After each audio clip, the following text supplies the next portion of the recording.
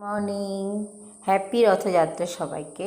তো আজকে রথযাত্রায় সবাই নিশ্চয়ই রথ দেখতে যাবে, আর সবার বাড়িতে আজকে নিরামিষ রান্না হবে।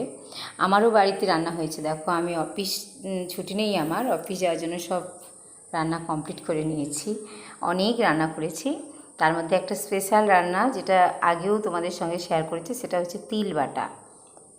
সুপার ফুড বলে একে একেবারে, যারা নিরামিষ খায় বিশেষ করে, আর আমি তো প্রায় খাই এটা। তাই এই রেসিপিটা তোমাদের সঙ্গে একটু শেয়ার করছি।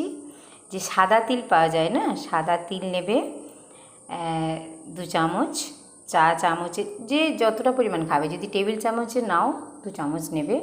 সঙ্গে নেবে কাজু, কিশমিশ আর চিনিবাদাম, আর কি নেবে, মাখনা, আর পামকিন সিডস, ফ্লেক্সিড, আর একটা কাঁচা লঙ্কা, একটু আদা।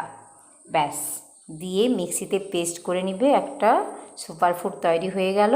এরপরে এটা দিয়ে প্রথম ভাতে তোমরা খেয়ে নিতে পারো।